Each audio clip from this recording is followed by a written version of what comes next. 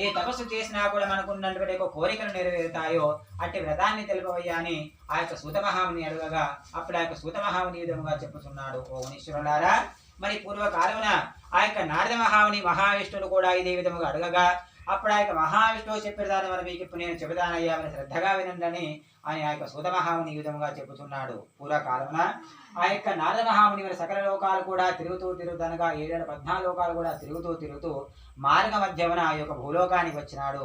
మరి యొక్క భూలోకంలో కూడా పూర్వజన్మలో చేసుకున్నట్టు పాపకర్మలు కూడా ఈ యొక్క మానవ జన్మలో వారు అనుభవించడం చూసి వాళ్ళ దుఃఖాలను చూడలేక వారి కష్టాలను చూడలేక ఆ యొక్క నారద మహాముని వెంటనే వైకుంఠానికి వెళ్ళినాడు.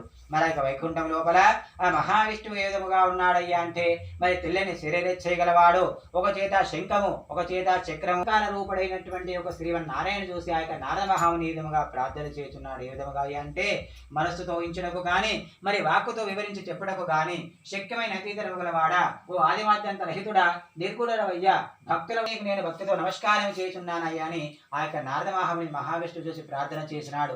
అట్లు చేసిన తర్వాత అప్పుడు ఆ యొక్క మహావిష్ణువు నారద మహాముని చూసి, ఓ ఈ నారద మహాముని, నీ యొక్క వైకుంఠానికి వచ్చిన కారణం ఏమిటయ్యా, నీ యొక్క కోరిక నేను తీరుస్తాను అని చెప్పిన తర్వాత అప్పుడు ఆ యొక్క నారద మహాముని ఆ యొక్క మహావిష్ణువు విధముగా చెప్పుచున్నాడు. ఓ జగద్రక్షక, మరి భూలోకం లోపల మానవులందరూ కూడా చాలా కష్టాలు పడుతున్నారయ్యా.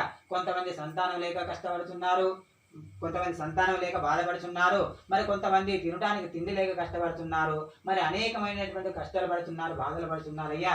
మరి వారికి ఒక కష్టాలకు తొలిపోవడానికి ఏదైనా ఉపాయం ఉన్నదా తెలుపమనగా అప్పుడు ఆ యొక్క స్వామరీధం అడుగుతున్నాడు. ఓ నారద మహాముని, నువ్వు చాలా చక్కటి సంగతి అడిగినావయ్యా. అందులో ఒక వ్రతం కలదు, అది సత్యనారాయణ స్వామి వ్రతం అని చెప్పినాడు. అట్లు చెప్పిన తర్వాత ఆ యొక్క నారద మహామునికి ఏమి అర్థం కాకుండా, ఓ జగద్రక్షక, ఈ యొక్క వ్రతాన్ని ఏ విధముగా చేయాలి, మరి దీన్ని చేయడం వలన ఏమి ఫలితం వస్తుంది, మరి దీన్ని ఇదివరకు ఎవరైనా